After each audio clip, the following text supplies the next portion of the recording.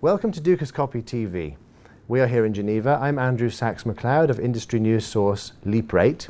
Now we go to New York, where we're joined by Chief Operating Officer of FXDD, Lubomir Kaneti. Hello, Lubomir. Hi, Andrew. How are you today? Very good, thank you. FXDD has taken an interesting lead by basing its European operations in Malta. What was the rationale behind this? And do you consider Malta to have a different regulatory advantage over, for example, Cyprus? Well, Andrew, we were born in New York, if I may use that expression. We operated here for many years, and ultimately we became one of the few regulated businesses that sustained themselves here. Naturally, when we were looking for a foreign base of operation, we were very selective. It was imperative that it is a prime jurisdiction, that it's a jurisdiction with known for stability and good business, banking, and generally financial conduct standards. We did quite a bit of research. Our initial research showed that given all these factors, the best choice was Malta. We certainly reviewed many other jurisdictions at the same time, but none of them seemed to offer the same combination of advantages as Malta. Despite the Cyprus banking crisis last year, Cyprus is still a veritable aircraft carrier for retail Forex firms, which have soldiered on undaunted. At the time of last year's collapse of Laiki Bank and the Bank of Cyprus, was there any indication that firms may have made a mass exodus from Cyprus and headed towards Malta? It offers the same benefit under the MiFID passporting system. However, there's not been the rush to go there that may have originally been anticipated. It's therefore interesting as to the advantages that FXDD has gained from being one of the pioneering firms there. Well, I'm sure that there was a rush of companies to try other places of regulation, and Cyprus has long time been a good place and very accommodative to Forex firms. Some of the smaller firms, I think, were looking for places where they can find even more accommodation. It is my understanding that Malta didn't necessarily provide that. As I said, we consider Malta a prime European Union jurisdiction, and at least from my information, they do have a pipeline of applications, but they're very selective in the manner in which they review them and decide who can be licensed by the Maltese FSA and who will really provide good services as operating from Malta. Marketing plays an essential part in today's very much media and branding orientated retail FX business. It would be interesting to learn your perspective on the customer preferences for the JForex platform and in fact the whole technological solution, and conversely how well the entire end-to-end system provided by Dukascopy operates as a comprehensive technology-led white label solution from a retail brokerage perspective. Number one, I think Dukascopy Bank has done a great job and taken a very unique marketing approach by not just advertising themselves, but generally advertising the industry. And this is incredibly generous of them and well done. And I'd like to thank them for organizing today's interview as well. But obviously, as a result, the JForex platform is a well-known brand now, and we have found that it's useful to have it as a product in the products that we offer. With this in mind, does FXDD have any technological advancement that sets itself above its competitors? We have quite a few. In essence, we're a part technology company. We have developed quite a few advancements, as you say, over the years. We had one of the first successfully operating MetaTrader bridges in history, even from the times of the MetaTrader 3 platform. Since then, we have done a tremendous amount of work that has supported ourselves and our clients over the years. We have proprietary liquidity aggregator. We provide turnkey solutions for brokerage houses in the industry. We have a proprietary backend, which is both ticket and position based, which supports many of the popular signal and social trading platforms. And the list doesn't end here, but I'd like to stress on one thing. Over time, from the very beginning, our focus always has been the product and the service. And everybody that has done business with us has discovered that once they start doing business with FXDD, they can rely on FXDD. In today's media and branding orientated FX industry, it's most certainly all in a name. Please elaborate on the difference between Swordfish, Power Trader and Viking Trader and how those products are positioned within the FXDD product range. That's an interesting question. Obviously, MetaTrader is the 800-pound gorilla in the room. It's a very popular platform out there. But to answer your question, Swordfish was the project code name for our proprietary client terminal and client platform.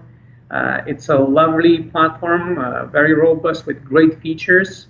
And over time, it's stuck. And it's gradually gaining popularity among our customers. It has great features for money managers and signal providers as well. It allows people to trade on multiple accounts if they like, execute algorithmic trading scripts and others. And as you said, the Power Trader and the Viking Trader, they cater to a slightly different audience. These are institutional front ends for customers who want to usually trade on the Currenex system, and they have their own audience, which we're catering to. Since the institutional Forex business in the United States has become subject to all the trade reporting procedures and requirement to process all order flow through a central counterparty, retail Forex has been relatively free from this, but instead of laying the burden on firms to implement trade reporting rules, the US authorities simply set out minimum capital requirements, which is very large, $20 million, for all firms. This has raised many a question on the other side of the Atlantic as to the viability of smaller scale retail firms. But with the new EMIR regulations on the horizon, it looks as though there won't be such a large capital adequacy requirement as there is in the US, but the trade reporting via central counterparties and trade repositories may become compulsory for all retail as well as institutional firms. How do you view this as a more or less advantageous system compared to the situation in the United States? Again, very interesting question, Andrew. It's in the capital requirements in the US were raised very dramatically, and that led to very significant industry consolidation, which probably isn't over yet. I'm sure time will tell how beneficial this was to the market and the clients altogether.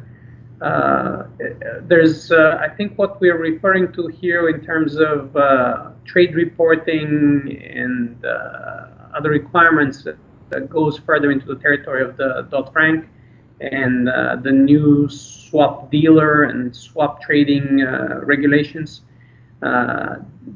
These are definitely present in US in addition to the $20 million capital requirement for the firms.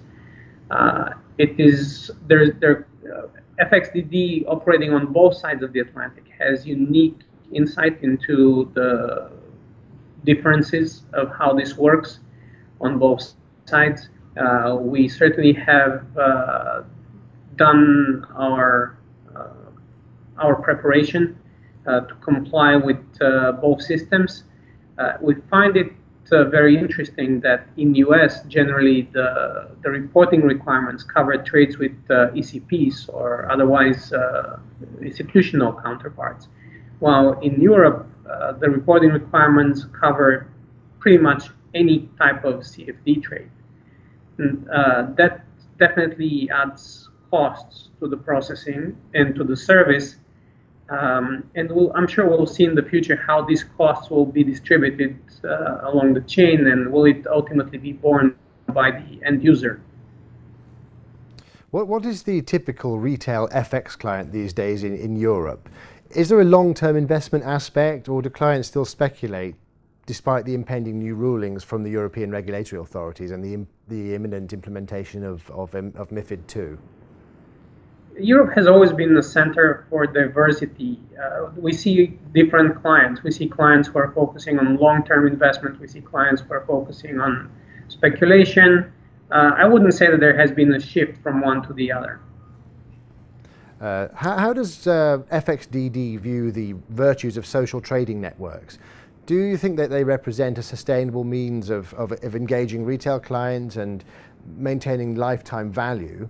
And now that they've evolved far beyond their original format, do you see the FX industry stepping up its armory to include solutions which will rival search engines and instant messengers? Well, search engines and instant messages definitely brought momentous change in the way people communicate. But if I may share my experience from the past 10, 15 years, I think Forex traders have always been very social. They have always looked for ways to communicate with each other in various ways, in various forms. So in a way, there was a need which was met by the social trading platforms. There's quite a bit of diversity in this field. The various social trading platforms are competing. They're offering more and more features, tools, and opportunities to people. And I think we'll see which one will eventually gain the biggest market share. What do you think about the current drive towards on-exchange Forex as currently being pioneered by NASDAQ OMX and ICE? It's a very interesting idea. It was tried several times before, but I think NASDAQ is definitely taking a very new and unique approach to it. We have been in contacts with them. We feel it's an honor to work with them on this project, even in a small capacity. And I'm sure we'll see how the market will be recepting those new products and services. Let's finalize with a few words on FXDD's future plans.